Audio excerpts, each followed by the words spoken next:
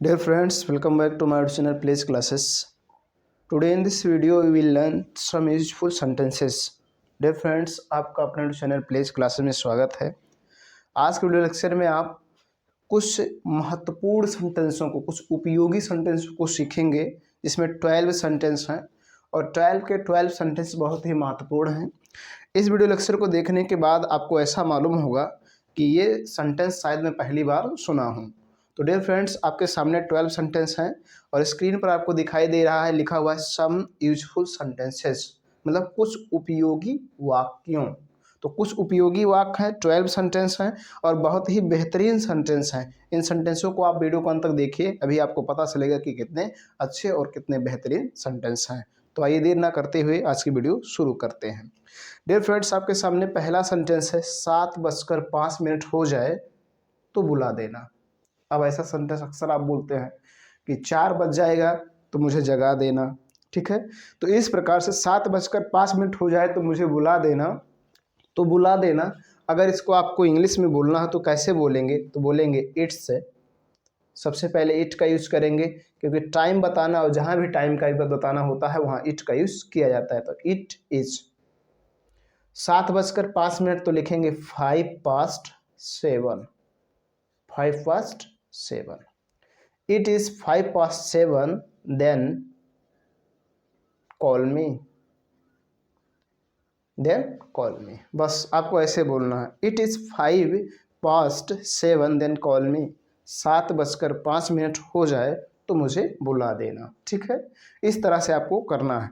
अगर इट के आप यूजेस सीखना चाहते हैं कि इट का यूज कब कब करते हैं, कैसे कैसे करते हैं, कहाँ कहाँ लगाते हैं, तो इस टॉपिक पर वीडियो अपलोड है, आप जाकर सीख सकते हैं और देख सकते हैं और बहुत सारे इट के कॉन्सेप्ट को क्लियर कर सकते हैं। डियर फ्रेंड्स, आपके सामने अगला सेंटेंस है। अगला टॉपिक क्या था? बहुत सिंपल है, बोलेंगे what was the next topic. What was the next topic, अगला टॉपिक क्या था? What was the next topic, अगला टॉपिक क्या था, ठीक। इसी प्रकार से अगला सेंटेंस आपके सामने है, बच्चा मेरे आगे था।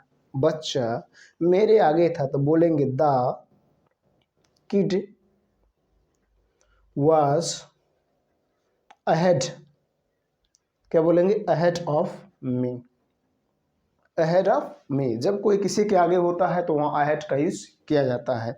the kid was ahead of me, बच्चा मेरे आगे था, ठीक।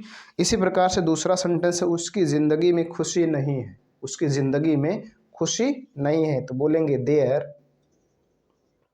is no joy, there is no joy in his life। in his life, उसकी ज़िंदगी में खुशी नहीं है। there is no joy in his life। there is no joy in his life, ठीक। इस प्रकार से आपको बोलना है।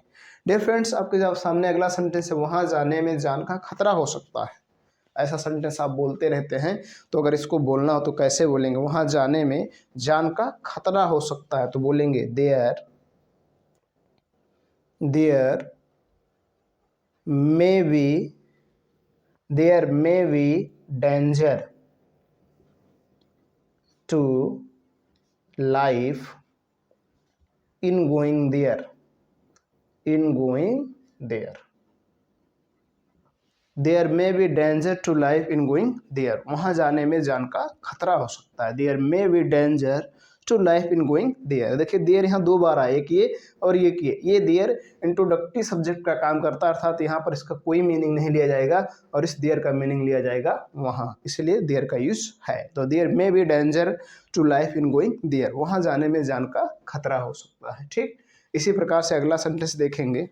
डियर फ्रेंड्स, आपके सामने अगला सेंटेंस है, घाव से खून निकल रहा है। घाव से खून निकल रहा है तो खून की इंग्लिश होती है ब्लड, तो बोलेंगे ब्लड, सॉरी यहाँ पर यल रहेगा, ब्लड, उसके बाद is oozing,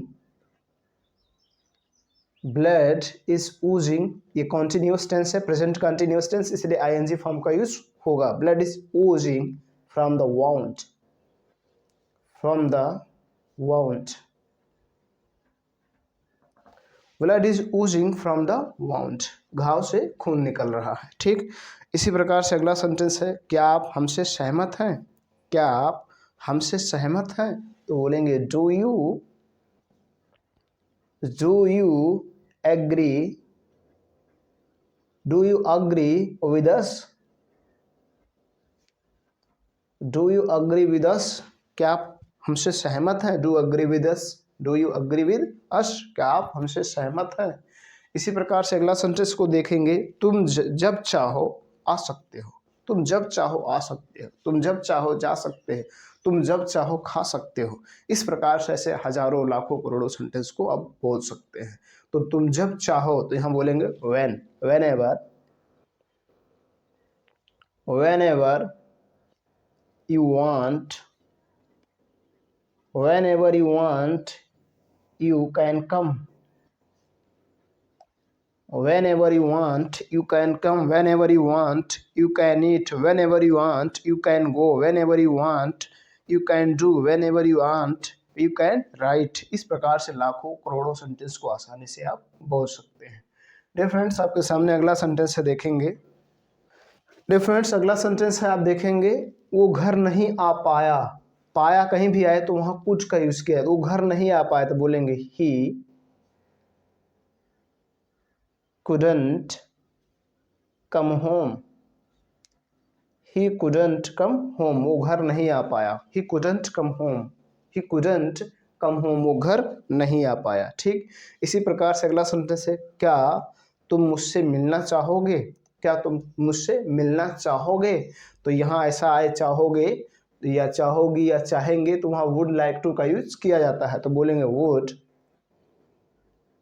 would you like to meet me, would you like to meet me, would you like to meet me, would you like to meet me, क्या तुम मुझसे मिलना चाहोगे? ठीक, इसी प्रकार से अगला सेंटेंस आपके सामने, इसकी कीमत 5 रुपया है। तो इसको दो तरह से बोल सकते हैं, एक तो ऐसे बोल सकते हैं, इट इज फॉर 5 रुपीज, ये हो गया। और दूसरी तरह से ऐसे बोल सकते हैं, इट कॉस्ट 5 रुपीज, इस तरह से भी बोल सकते हैं, कोई दिक्कत नहीं है। इसी प्रकार से अगला सेंटेंस है, मैं 10 मिनट लूँगा, मैं 10 मिनट लूँगा।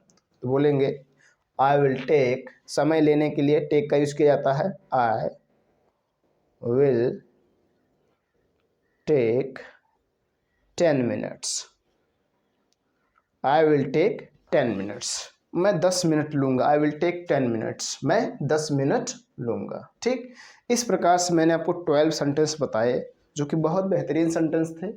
इन सेंटेंसों के आधार पर आप और भी सेंटेंस को बोल सकते हैं, लिख सकते हैं, ट्रांसलेट कर सकते हैं। वीडियो पसंद आया तो लाइक करें। चैनल पर पहली बार आए हूँ तो आपसे रिक्वेस्ट है कि चैनल को सब्सक्राइब करें, साथ साथ बेल आइकन भी प्रेस करें, ताकि जब मैं वीडियो अपलोड करूँ उसका नोटिफिकेशन आपको मिलता रहे। आज के वीडियो लेक्चर में इतना ही, धन्यवाद।